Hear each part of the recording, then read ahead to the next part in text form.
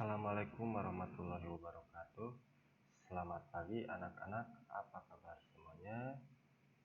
Oke, kita lanjutkan materi selanjutnya, masih seputar novel ya. Mungkin di pertemuan sebelumnya Bapak sempat membahas novel mulai dari pengertian ya dan ciri-ciri novel seperti apa gitu. Nah, sekarang kita lihat di sini. Perlu kalian ketahui bahwa novel merupakan salah sahiji genre sastra Sunda nu datangna tina sastra bangsa dengan lain asina pituin sastra Sunda. Novel nyata caritaan rekaan nu relatif panjang dina wangun prosa serta miboga alur carita jeung karakter anu kompleks. Itu adalah pengertian novel dalam bahasa Sunda. Nah, sapertos nu tos disebutkeun di luhur, ya novel oge miboga unsur nu sarua jeung sastra liana. Ya. Tema, alur ya, terus latar, penokohan, sudut pandang jeung amanat. Yang pertama, dalam novel itu pasti ada tema ya, alur, palaku, latar atau setting, sudut pandang dan amanat. Oke, tema itu apa? Nyaeta inti pikiran atau pusar implengan tina carita novel. Gitu ya. Nah, mungkin kalian tahulah tema itu seperti apa dalam bahasa Indonesia, novel bahasa Indonesia itu ya. Nah, itu tidak jauh beda. Pasti ada temanya di situ. Alur mangrupakeun leunjeuran carita atau lumangsungna carita. Jadi jalannya cerita ya. Nah, jalannya cerita dibagi tilu. Nah, di sini dibagi tiga. Ada ngaguluyu nyaritakeun carita ti awal nepi ka akhir. Jadi ngaguluyu ini menceritakan dari awal sampai akhir ya alur ceritanya. Ada juga bobok tengah. Bobok tengah langsung karena masalah atau ke tengah-tengah cerita. Jadi langsung ke permasalahan ya bobok tengah.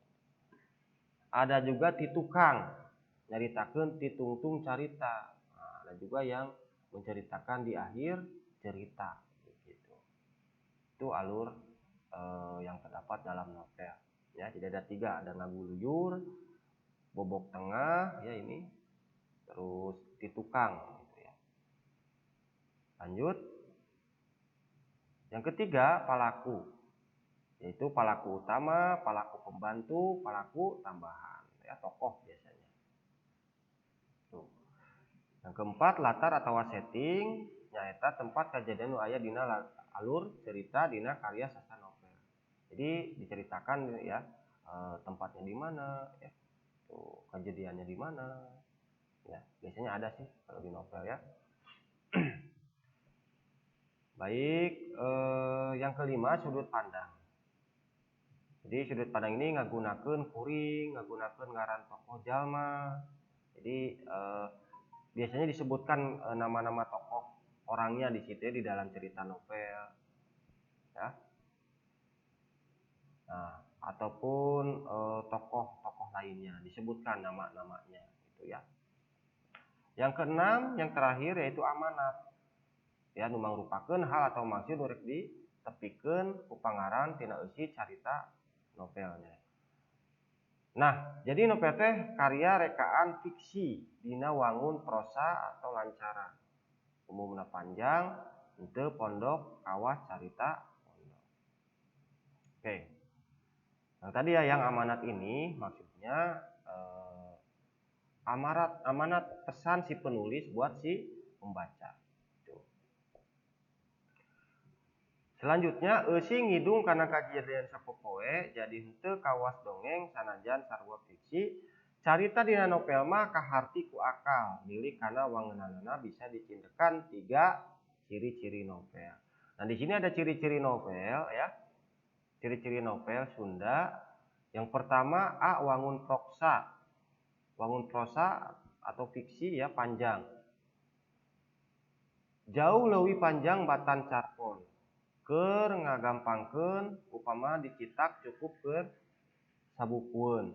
Nah, jadi ada ciri-ciri novel di sini ya, yang ada yang berbentuk prosa ya, wangunna prosa atau fiksi panjang. Nah, biasanya kalau prosa fiksi panjang itu mungkin dicetaknya bisa satu buku ya. Karena apa? Karena ceritanya panjang. Bahkan mungkin kalian bisa lihat banyak novel yang bukunya ya tebal-tebal ya, berarti itu alur ceritanya panjang. Itu ya, jadi bangun prosa atau fiksi panjang. Yang B, kusabab panjang tokohna loba sarta kejadian nu diceritakeun bisa rupa-rupa ngaran cabang. Nah, otomatis ya kalau misalkan ceritanya panjang, pasti ya ceritanya itu alur ceritanya itu pasti kemana-mana begitu ya. Misalkan dari satu kejadian diceritakan kembali ya kejadian itu ada apa saja dan di mana dan secara detail di situ. Makanya ceritanya panjang. Ya, itu. Dan ada juga yang mungkin tadi ya ceritanya hanya intinya aja. Ya. Nah, itu. Kalau cerita panjang tidak. Jadi dia menceritakan secara detail ya, dimulai dari awal sampai akhir itu seperti apa. Nah, itu. Selanjutnya jejer eusina nyaritakeun kahirupan sapopoe. Nah, ini biasanya jejer di sini ya ataupun judul ya tema di situ ya. Menceritakan kehidupan sehari-hari. Makanya panjang begitu. Kalau kita menceritakan kehidupan sehari-hari ya dijadikan sebuah novel begitu. Itu akan panjang ceritanya. Karena dalam satu hari ini kejadiannya ya berhari-hari lah begitu ya. Cerita keseharian begitu ya. Pasti kan panjang. Itu ya.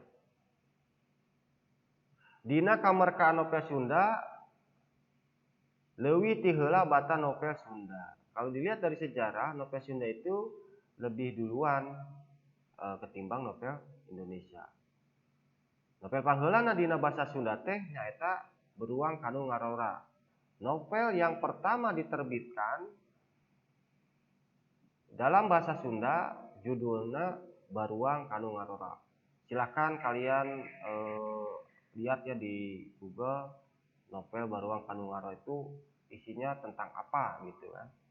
Nah, di situ itu adalah pertama kali ya novel terbit sekitar tahun 1914. Karangan Deka Adi Winata. Nah, ini ya. Nah, mungkin itu saja ya untuk pembahasan novel hari ini. Jadi intinya novel ini isinya ya ada tema, alur gitu kan. Memuat isinya itu memuat ada tema ya, alur ya, pelaku, latar, tawa setting, terus sudut pandang dan yang terakhir amanah. Ya. Baik, kalau ada pertanyaan bisa kirim email ke Bapak.